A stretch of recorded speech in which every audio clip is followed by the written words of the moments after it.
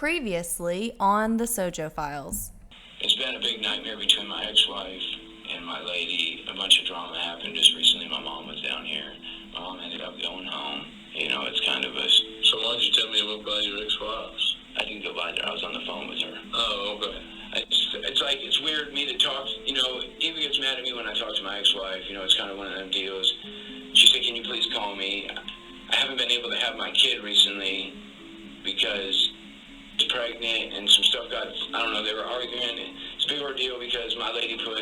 What's her name? What's your ex-wife's name? Pam Shreeve. Talks to his ex-wife on the phone for What?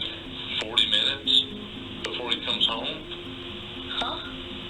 When he left to take Billy home, he goes somewhere else and sits in the parking lot for almost an hour talking to his ex-wife. About what? I don't know about what. Why? You tell me. He told I guess because he's concerned about you and Olivia.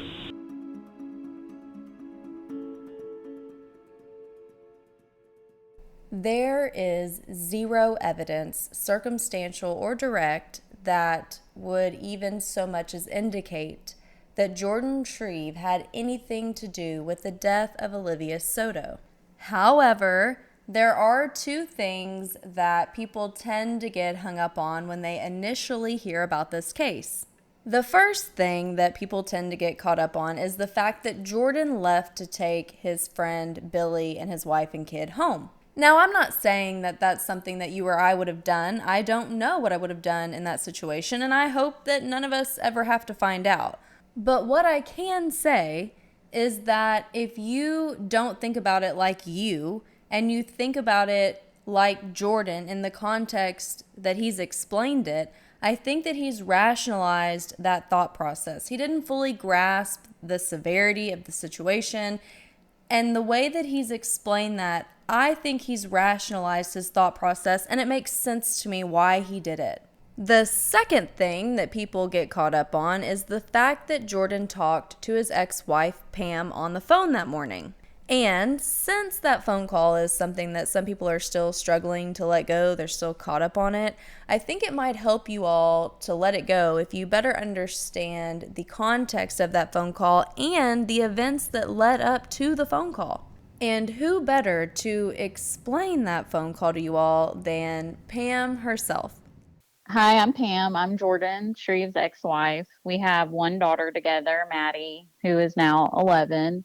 On November 8th, I sent him a text message on my lunch break to have him call me. That text message stemmed from me speaking to his mom that morning.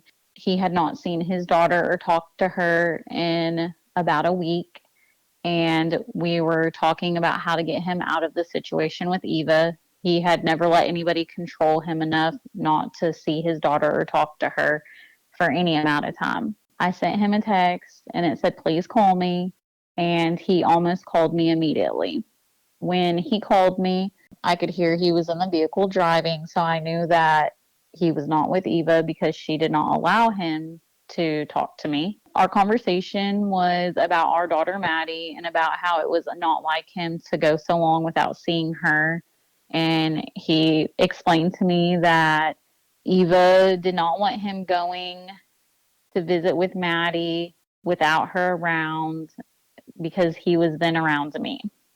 Jordan and I spoke, and I pretty much kept him on the phone for 40 minutes, begging him to please go to Michigan and remove himself away from Eva for just even a weekend so maybe he could think straight.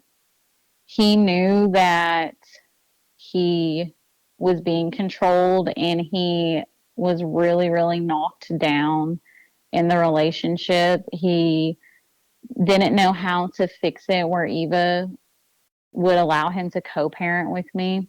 We had spoke about how toxic their relationship was.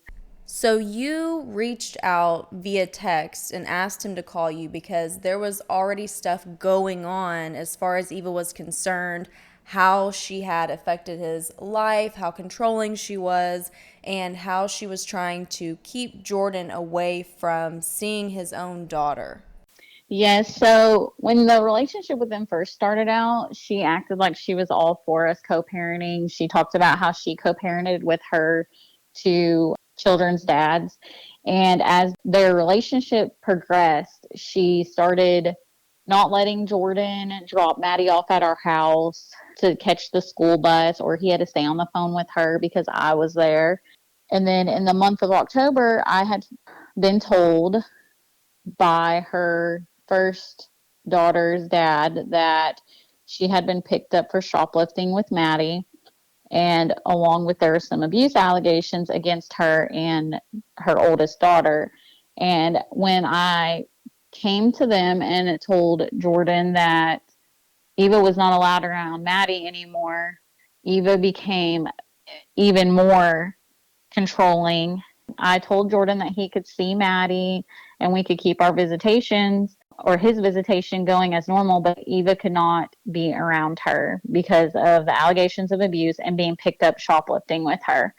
And from that point, Eva would not let him talk to her or see her. To clarify, you had concerns about your daughter, you and Jordan's daughter, being around Eva, and rightfully so, because Eva got arrested for shoplifting when she had your daughter with her, and you had just found out from the father of her first child that she did not have custody of that there were abuse allegations, some pretty serious allegations made against Eva for things that she was alleged to have done to her first daughter. She wanted to isolate Jordan from being able to see his own daughter. Correct. We gave Jordan many opportunities to keep visitation with Maddie and even try to make it like more comfortable with Eva where it was in public settings and she would still not allow him to see her. So at the time of this phone call on November 8th, 2018, tension was already high given everything that was going on between Eva and you and her trying to control Jordan and keep him away from his daughter. And you were clearly in contact with Jordan's family, trying to discuss what was of his best interest in this whole situation and how to move forward, given that Eva was pregnant, so she clearly wasn't going to be going anywhere. And you were just trying to be a mature adult, like everyone should be, and figure out what you all could do going forward so that Jordan could be around his daughter and y'all could move forward with the best interest of Maddie and Jordan in mind. Yes, at this point, we just wanted him to back up for a minute and be able to see the whole situation without her being in his ear. At this point, we had just found out we were getting married and she was pregnant. So we knew she wasn't going to go anywhere, and that's fine. But we needed him to step out of the situation and see how we could all move forward and what was going to be best for Maddie. Well, you're a great mom, so you had your daughter's interest above all else, as any mother should. And you had just been told by the father of Eva's first child that Eva had been arrested for shoplifting when she had Maddie with her, and that there were abuse allegations. So that's just a lot to find out, and you find all that out at once with everything else going on. And y'all actually didn't know that she did not actually have custody of her first child at the time. Y'all found that out from that child's father. So we were told, Eva had told us that she had joint custody with for both of her daughters. And so when speaking to her oldest's dad, and he said that he had full custody and then explained why, I was more dumbfounded and knew Jordan did not know about this. And when I had approached him about it at the end of October, he didn't know about it, but Eva played it as if Eric was lying. So then it was me just starting trouble, not, hey, there's some concerns here. She's not a good mother and she's being around our daughter. It was, Eva, your ex-wife is jealous of us she wants you back, blah, blah, blah. Not, okay, she found out that I have a huge rap sheet. Some of these are against my children, or I'm being accused of stuff with my children. And then on top of that, she got picked up with my daughter shoplifting. On the afternoon of November 8th, 2018, you sent Jordan a text message asking him to call you. And you said he basically called you almost immediately. How did that conversation start? Like how did it start once you answered the phone? Honestly, I was more shocked that he called me right that second because usually I don't get a call back. So I was stunned and I was like, what is going on with you? And he's like, just was like, this is so dramatic. I don't understand why Eva can't get along with you. And I was asking him, why hadn't he seen Maddie and why is he not answering my phone calls? And he said that Eva has his phone all the time.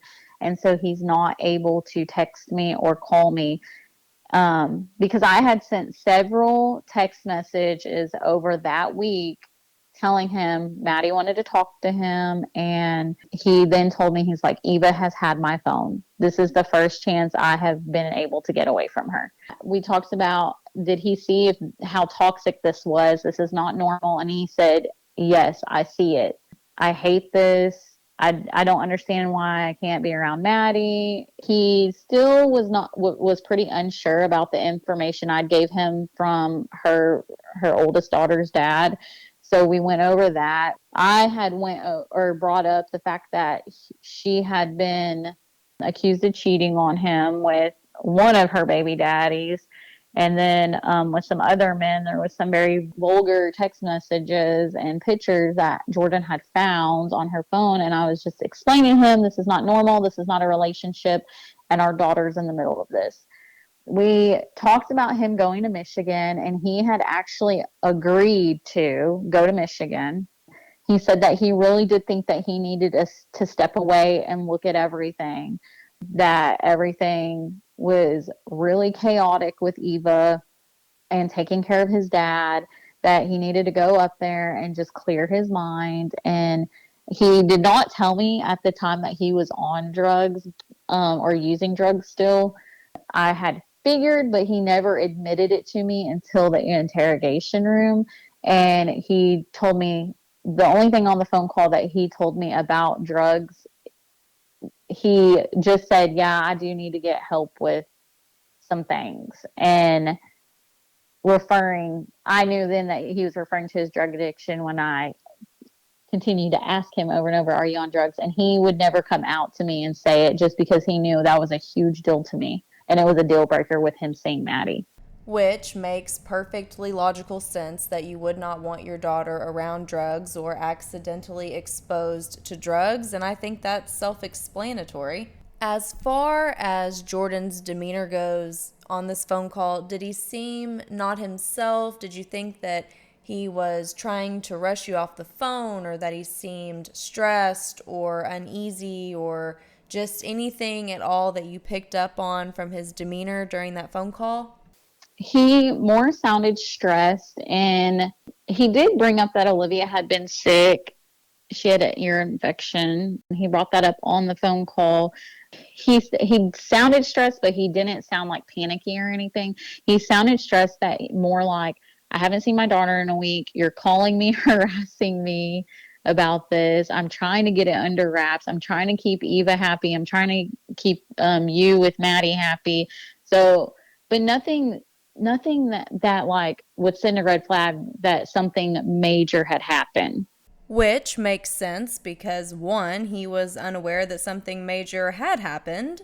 Also, given the context of this phone call, I think he was more than aware that nobody in his family thought too highly of Eva, to say the least. And so it's understandable why he would not want to bring up what was going on, not only because he wasn't fully aware of what was going on, but also because it was only going to add fuel to the fire of what this phone call was about and what had been going on anyways. Not to mention, he clearly was not allowed to have his own cell phone, so this was a chance for him to finally have his phone alone and be able to speak with you about what was going on and being able to discuss working things out and being able to see his daughter. Yeah, he was making arrangements with me also he was going to see when he can see Maddie.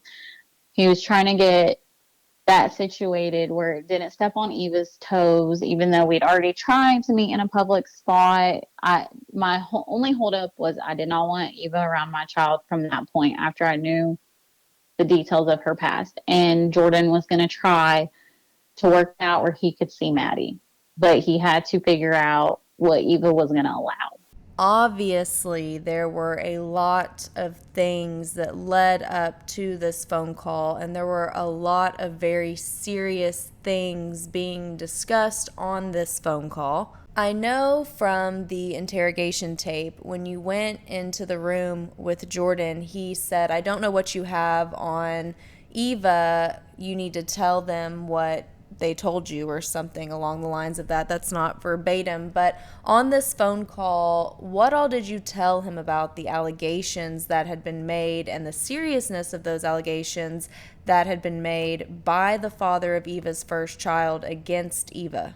Or was that even discussed at all on this phone call? Was the phone call more about finding out what's going on with Jordan and what Jordan needs to do for his best interest? Both. We pretty much went over what is going on with you, where you're allowing her to keep you from Maddie, because the door was always open at my house or anywhere you want to meet that you can see your daughter, and you are not seeing her or talking to her. And that's when he was making it very clear that Eva was controlling his phone, and when he would try to leave, she was either going with him or he was very closely monitored. And then I brought up the whole situation of, listen, this lady is accused of molesting one of her daughters. She's got picked up with our daughter for shoplifting. Our daughter is taking care of Olivia when you're going to get groceries or go to work. Maddie is bathing Olivia, feeding Olivia because Eva's sleeping. None of this is normal. This is not a normal household. This is not what a mom does. We need to fix this. Please go to Michigan.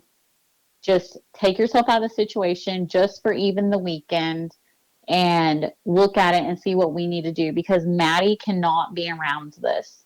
During the duration of that phone call, did Jordan say anything that stuck out to you, or were you more in mom mode, friend mode, trying to just figure out what was going on and assess the situation? Yeah, I think I did more of the talking on the phone call. The only thing, Jordan, I've known him since I was 17 years old. Okay, so 2007. And Jordan has never openly admitted that he did drugs unless you had it right in front of your face where you had the proof.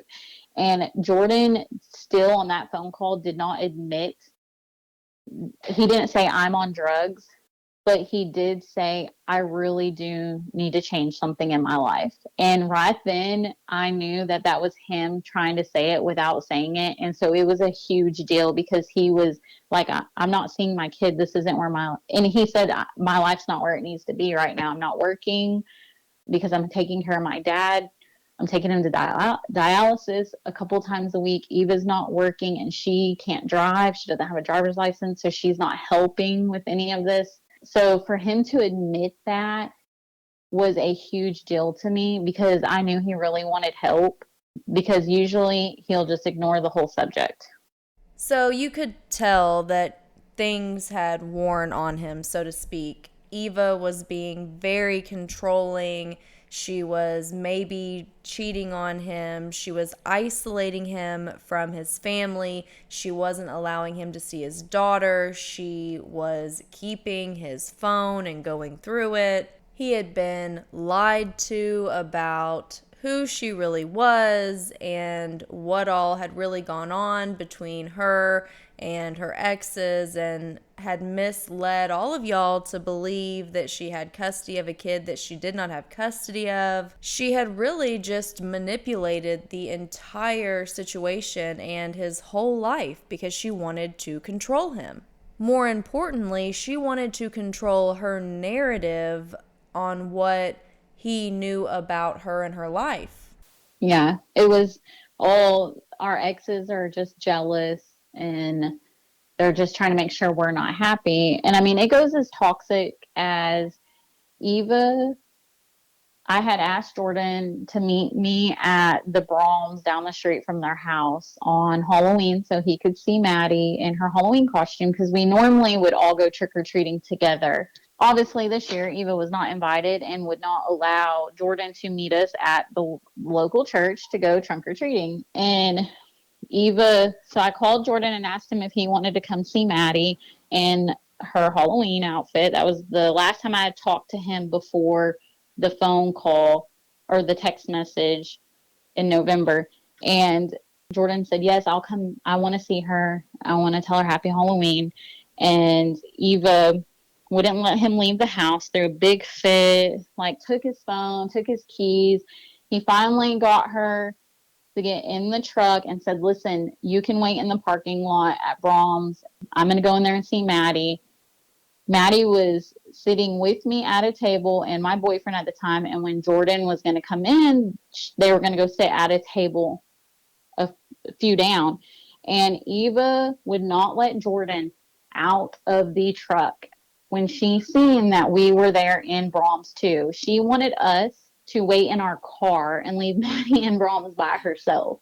It gets worse because so Jordan comes in, and as soon as he gets out of his truck, Maddie stands up and greets him and goes sits at the table. And but before he comes in, Eva is out there screaming and yelling at him. You don't need to go in there, just like making it about her. I couldn't hear anything she was saying, but she did not want him to go in a restaurant because I was in there, let alone with my boyfriend at the time. So she was so insecure that she did not want Jordan to go see his daughter dressed up for Halloween and eat dinner, just the two of them, even though they were at their own table, just because you were in the same building. Yeah, unfortunately, the visit didn't go well. Eva didn't let him stay. Jordan was able to walk in, go to that table with Maddie. He sat down. It was no more than 2 minutes. He hugged her. He gave her a kiss, and he said, don't forget, you're always going to be my number one. That's something he's always told her. And Eva stood outside of this window. She did not stay in the truck. She yanked her kids out of the truck and they stood by the window where Jordan was, and she was mouthing stuff to him through the window. So he got up because obviously he didn't want Maddie to be in the middle of this. And it was pretty embarrassing being at a local restaurant with this lady outside the window. Oh. He hugged her, he kissed her, and they loaded up and they left. And that was the last time we had got to talk and Maddie seen him. It was a lot. And that is a week before all of this happened that Eva has caused this huge scene on Halloween at the restaurant. All over the fact that Jordan wanted to see his daughter dressed up for Halloween and eat dinner, just the two of them at a table, just the two of them, because you were also in the building several tables away eating with your boyfriend at the time, and y'all had not seen or heard from Jordan since that happened, which was very unusual for y'all because y'all typically spoke and saw each other every day, every other day. And I've sent several messages and tried to call since then, trying to work it out because we had our visitation was every other day. We had that worked up, so we pretty much had joint custody. And that week, he just I had told him, Maddie can't go to your house. If you can send Eva somewhere else, she can come and y'all can do your normal routine. But those days, that every other day, Eva's not allowed to be with Maddie. And y'all, in our divorce papers, if you're not married, you can't have overnight guests. So I was able to use that. Which is standard, and it makes sense because it's not like you're crazy. You're clearly not. So if she was a normal person, I'm sure you would not have cared. But clearly there was an issue here, so you wanted to enforce that for the safety of your daughter. Yeah, at this point, if she's able to take my daughter and shoplift with her, there's a big issue.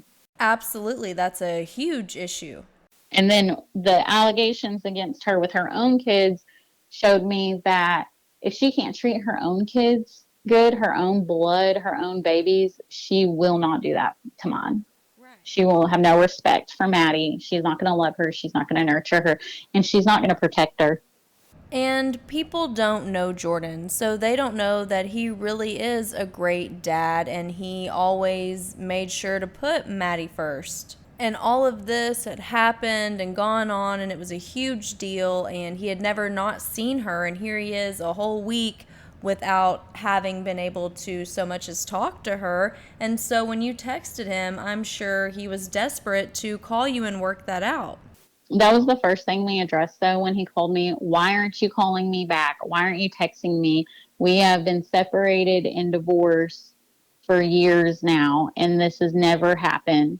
And it's Eva has my phone. Eva's controlling my phone. She will not let me call you or text you back. It's honestly just ridiculous how controlling and how much of a manipulator that this woman is. And with this phone call, you have had this big event that occurred the week before. He's obviously desperately wanting to work this out, and this woman is taking his phone away from him so that he can't talk to his own daughter. This crazy woman is allegedly pregnant with his child, so he's in a very difficult spot. That's where his desperation to speak with you and work things out comes from. And obviously, at the time, he clearly did not register the severity of the situation, and he thought that EMS was already on the way to handle that, and you can see why he wouldn't want to mention it. So that just explains why he took the time to call you back and why you guys were on the phone. And I'm sure he didn't realize how long y'all had been on the phone. He tried to get off the phone many times, but it was me being like, please, before you go, let's figure something out. Promise me that we're going to get through this for Maddie. And so he attempted to get off the phone several times, but I so bad wanted him to say, I am packing my bags. I'm going to Michigan. Because his mom, when I talked to her that morning, her calls are being monitored as well by Eva. And she's like, we have to get him out of this situation so he can see what's going on clearly. We need to get him to Michigan. And I wanted him to say, okay, call her, tell her to book the flight. So I was more like, just come on, just what can we do? Like, what do we have to do for you to get you to get on that flight right now? And he was like, I got to take care of some stuff. I got, my dad, he has dialysis, blah, blah, blah. And I was just prolonging that conversation, just dragging it out, trying to get him to like a light bulb to come on and be like, okay, it's time to go. And also, he has been having his phone monitored by Eva, so the fact that you were actually able to even get him on the phone. Yes. It was a big deal. It was a huge deal. I didn't think we were on the phone that long either. I did not want to get off that phone and not have the situation resolved because I was dealing with Maddie at home, who has never went this long without seeing her dad or talking to him, at least on the phone. She had a little gizmo phone where she could talk to her dad and me at any time, and she wasn't able to talk to him. He wasn't answering the phone calls or text messages, and so this isn't normal for her. Her Tuesdays and Thursdays and Fridays or every other weekend, she's with her dad, and now she's not seeing him, and so she's panicking, and she can't even get him to talk to her. So I'm trying to solve this because my little girl is heartbroken. I mean, that's her dad, and she loves him and wants to be able to see him and talk to him, so that's understandable. And you don't want to see her heartbroken. I mean, clearly you understand that there's a lot more going on, but it's not like you're going to tell a 7-year-old all of this, and so she's confused. There's also the fact that this issue of Eva controlling and manipulating Jordan had been going on for a while, and it had just escalated at this point in time. From the start, there was an issue. There was a lot of red flags, but I knew she was young, so I just didn't know if she was too immature for a relationship. But the way I found out about her was she took Jordan's phone and sent me a text message while he was sleeping. I had called him and he was sleeping, and she took his phone and sent a message and said that he's busy right now. He'll call you later. Well, me not knowing who has his phone, call, and she wanted to like insert dominance right away, that she was his number one priority from this point on. And I'm like, I don't think you know who you're talking to. This is Jordan's ex-wife. We have a kid together. And she was like, no, I know who you are, but he'll call you when he's not busy. And I'm like, well, this is about his daughter. She forgot her Easter basket at his house. I need to come by and get it. No, you'll have to wait.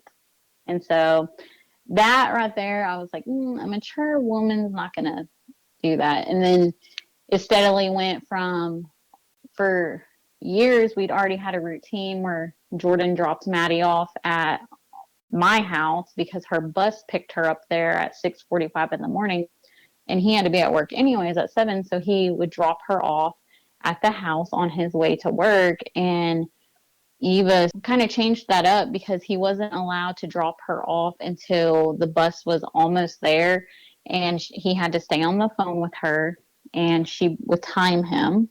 So she would time Jordan dropping his daughter off at the bus stop. Like, that should have only taken 5 minutes and it took 7. So what were you doing for the other 120 seconds? Yeah, it was more like when he would get back to the car, because he couldn't carry sometimes he carried his phone with him, sometimes he didn't. But if he got to the car and he took too long, she would be yelling at him, you're screwing your ex-wife, blah, blah, blah. Just like pretty much insulting him, telling him that he was cheating on her with me, which half the time I was there, but I was asleep. I'm not even up getting ready for work yet, along with the guy that lives with me who is there. But she did a lot of that.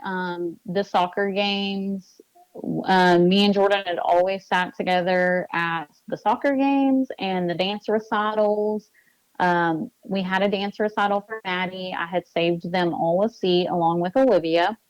It was Jordan, Eva, and Olivia. I got there early, saved them a seat, and they ended up being late because Eva, I can't remember exactly the excuse. It was something so stupid. And Jordan seen right then that she was just stalling. And then, so they got there after the recital started, and she made him stand in the back of the auditorium and would not let him sit along with her or her daughter next to me on the second row.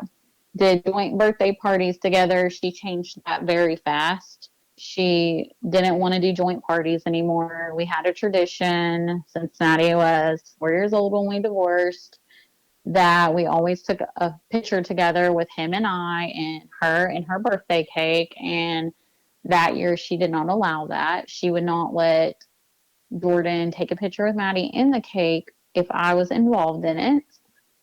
And she threw a very big stink about it in front of everybody at the party place. So clearly, she's shameless. The Brahms story is a great example of that, but she was literally trying to manipulate and control him on every level, down to not caring that intentionally affected his child. Matter of fact, her intention was for it to affect his relationship with his daughter. As far as the dance recital goes, I mean, you saved a seat for Jordan, Eva, and Olivia. I mean, what else can you do? And to cause a scene at a little girl's birthday party over her parents taking a picture together is insane. And here's the deal, is like she was even invited to be in that picture and wouldn't even take the picture if she was in it, because she did not want Jordan in a picture with me. And she did the same thing at the dance recital. I have a she did allow him to be in that one because I kind of like sprung it on him. I was like, hey, come here and take this picture. And then when she realized what we were doing, she was big mad. And then I offered, I was like, why don't you take a picture with Maddie and Jordan? And she was not happy. It's clear she's been instigating issues from the start on even the most minute things. She just wanted to start problems. There was a lot more to it behind the scenes on Jordan's side. He really tried to keep the peace and he didn't want me to know about it. So he was always like trying to cover some of the drama or why he was there last minute or why he couldn't come say hi. And then it started becoming obvious when Eva did attend stuff that she was very hateful with us, or she would like ask Jordan at soccer practice, can you go get us a drink? And so he wasn't sitting there with or watching Maddie's game, or she'd ask him to watch Olivia at her practices. So he was chasing the baby instead of giving Maddie any time. It's really just mind boggling. I guess that's the best way to put it. First off, if you're dating someone with a child, then you should be encouraging and hoping for healthy co-parenting. That's just part of it. It comes with the territory of dating someone that has a child with someone else. And if you have jealousy issues, don't date someone that has a child. And not only that, but she herself has 2 kids with 2 different fathers that she was allegedly co-parenting with herself. And despite the fact that you are trying to include her and make her feel included and be, a mature adult, she still would not allow it. It blows my mind. No, at first when after the initial text message when they started dating, I told him, I was like, hey, that's cool, you have a girlfriend. I understand, I guess, where she's coming from, but I would like to meet her face to face before she's around Maddie anymore if she's going to be staying the night. And Jordan agreed. He was like, yeah, let me introduce her to you. And they came to the house and she put on the best front ever, which I mean, not to be petty, I thought, okay, this is a little bit trashy for him, but if this is who makes him happy, okay. And she talked a big game about how I am such a good co-parenter. I co-parent with both of my daughter's dads. We talk like we're friends still. When we want the kids, it's just whatever. You come get them when you want them. And so I was excited. I was like, okay, cool. She co-parents well. She's in on the co-parenting. And it was short, like just one every month was something. Like Jordan couldn't come to the soccer practices, or he wasn't in it. That's not normal for him because he was the one that was at every dance practice, even though you're not even allowed in the room. He was watching the TV out in the waiting room of Maddie dancing. He was at every soccer practice, every soccer game, and he's starting not to show up. And it's because Eva doesn't want to go because I'm there. I think that it's very valuable insight for people to know that she could put on a very good front.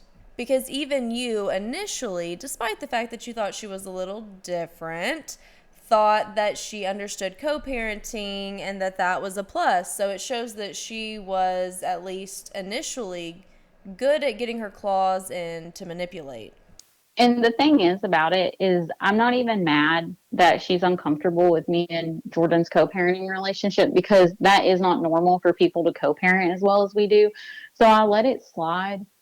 And I tried not to look too much into it. And I thought, okay, the more she's around us, the more she'll see that, this is normal for us. We're friends now. We do everything for Maddie. We make all the decisions together when it comes to Maddie. And it just never started to progress in that way. It was, okay, you're going to see your daughter less because your ex-wife's the one taking her to soccer practice, or you can't take Maddie to school because I don't want her to catch the bus at your house or your ex-wife's house. I think that people hearing from you and hearing about the situation as a whole and the context of that phone call will really help people understand that it wasn't just a normal phone call and it wasn't just a normal situation. There was a lot going on behind the scenes and a lot of background information and context that was leading up and building up to the phone call that occurred that afternoon. Y'all had just had a very traumatic and dramatic event go down at Brahms the week before, and there hadn't been any communication since, and so this was a phone call that was very important following a very big event that had just occurred due to Eva's bad behavior and jealousy issues. And of course, Jordan was wanting to work that out for the benefit of everyone, and most importantly, his daughter, that he talked to every day and saw every other day, and now these things are happening and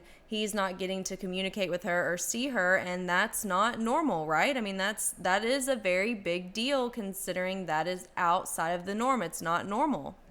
No, it's not. It was a huge deal that he called me that day. I remember walking into work and telling my coworkers, I found out about Jordan, and I think maybe we're going to make some progress, because it was a phone call that I had been trying to make for a week and trying to figure out what is going on. Like, why are you not seeing Maddie?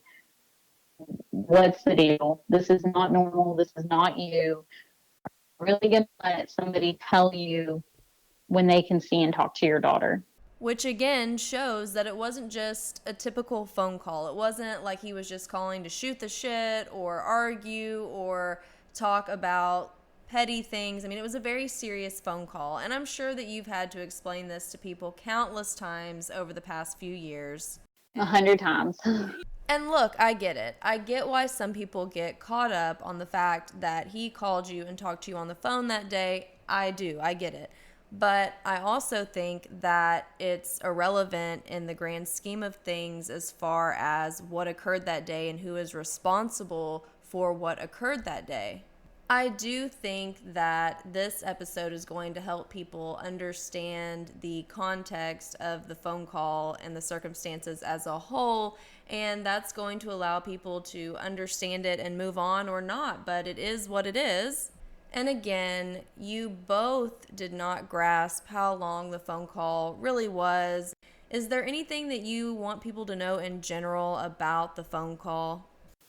I think that the main thing that I want anybody to walk away from that phone call topic is that me, Jordan, and Maddie, our whole world had been turned upside down because Eva stopped those visitations, and none of us was used to this.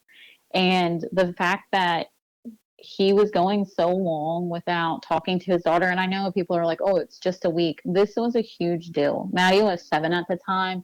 We divorced when she was 4.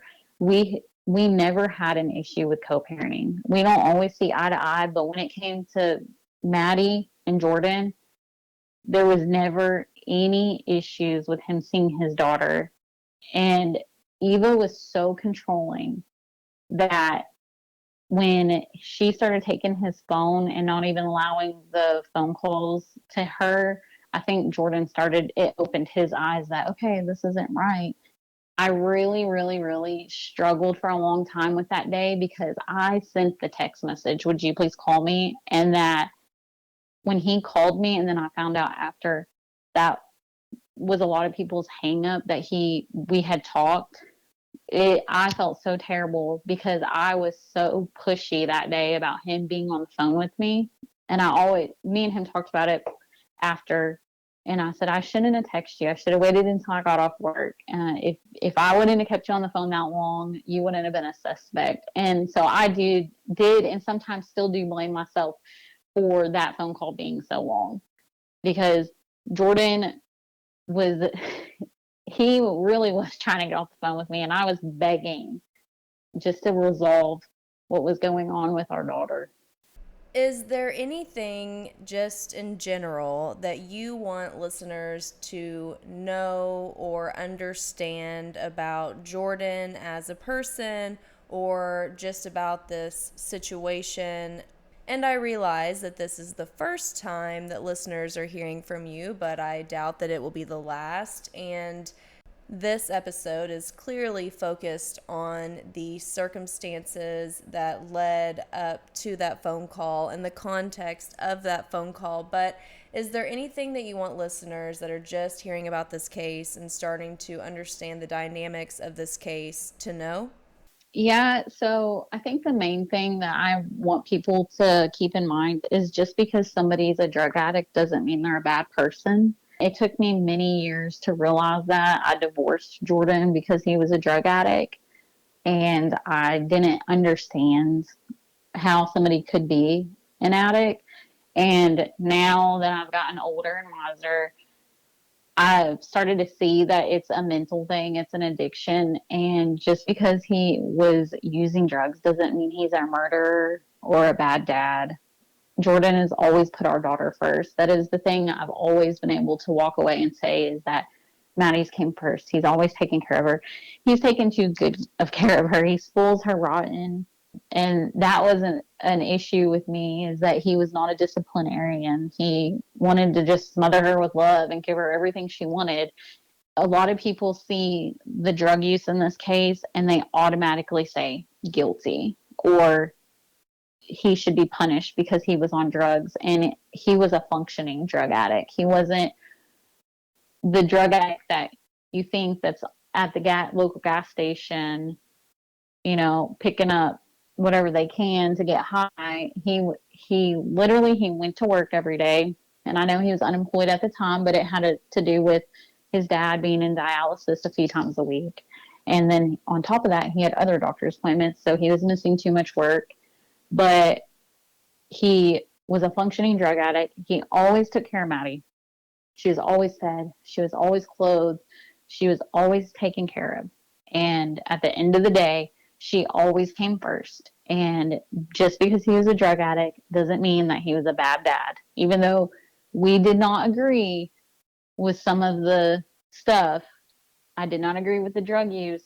He still took care of our daughter and protected her and made sure that she was always first in his life.